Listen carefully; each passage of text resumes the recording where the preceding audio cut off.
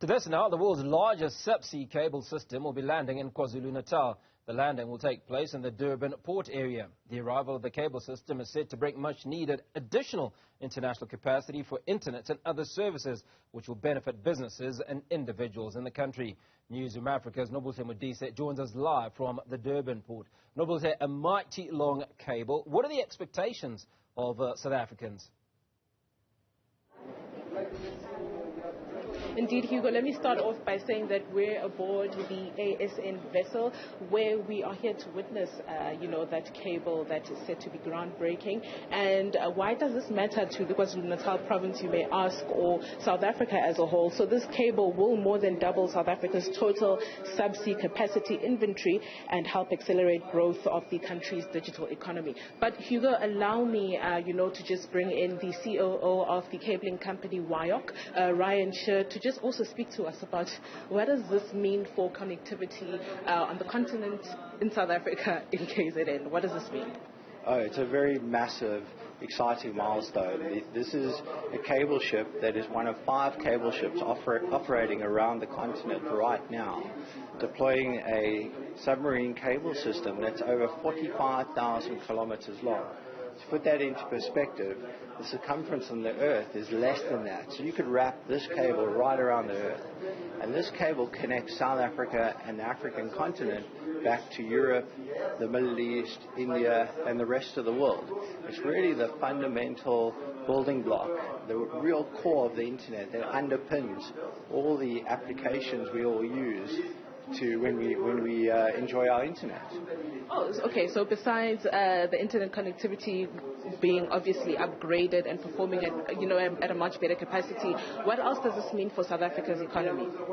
So submarine cables can be directly linked to a big stimulus to GDP by enabling digital infrastructure.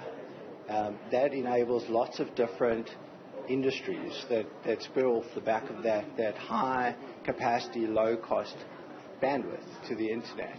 So it really spurs that on. And what's really exciting about these new cables like To Africa, which is the project we're landing on Monday in near Durban into the open access data center, this project goes all the way from Africa to Europe with non-stop, and it's open access.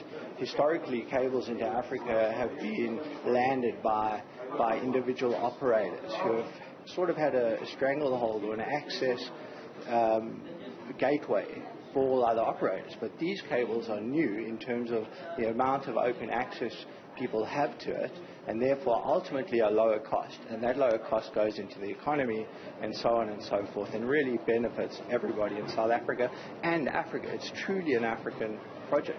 So essentially a project that's plugging the continent to the rest of the world. Just take us through the area where we are at right now. What are we here to do? Also, just where about this vessel is that cable located? So in the room behind me and a little bit lower, we have these big cable tanks where you store up to 3,000 kilometers of cable in a big tank, and then you literally roll the cable off the back of the ship onto the seabed. And as part of when it goes off the back of the seabed, you have to at some point joint the cable to another piece of cable. It's not 45,000 kilometers in one piece. Obviously, it's made up of multiple pieces. So this is the jointing room. And as you can see in the background there, they are literally jointing, or what's called in our industry, splicing the cable together. The optical, it's optical. It uses light to transmit data. And this is where they splice it and put it together, and then they literally put it into the sea, and it lies on the seabed. In fact, people always ask me, how big is this cable? And they visualize it as enormous, but in practice, it's not much bigger than your hose pipe at home. And one cable, and right behind me here, inside this cable, there's a few fiber pairs, which is as thick as a human hair. And these fiber pairs can carry, one cable with these fiber pairs can carry almost all the internet, voice, phone calls, anything you can think of. One cable could almost cover the whole of African internet at one time. Just to give you the scale of these little fiber optic cables, it's enormous. Thank you so much. That's Ryan Sher, who is the COO of WIOC, just also telling us about this groundbreaking move that they're a part of this cable that he says is actually not bigger than the size of your hose pipe, but it runs for over 45,000 kilometers, and it's supposed to, it's so phenomenal, and it's going to change the way interconnectivity and on the continent is supposedly going to run. I'm just going to move out of shot just so my colleague Gift Nkosi can show you what's happening there behind us as he was explaining in this particular area where we are right now, how that cable is then connected, I suppose, on this end of the boat where we are. And I'm just going to ask Gift to just give you some of those visuals to show you what it looks like.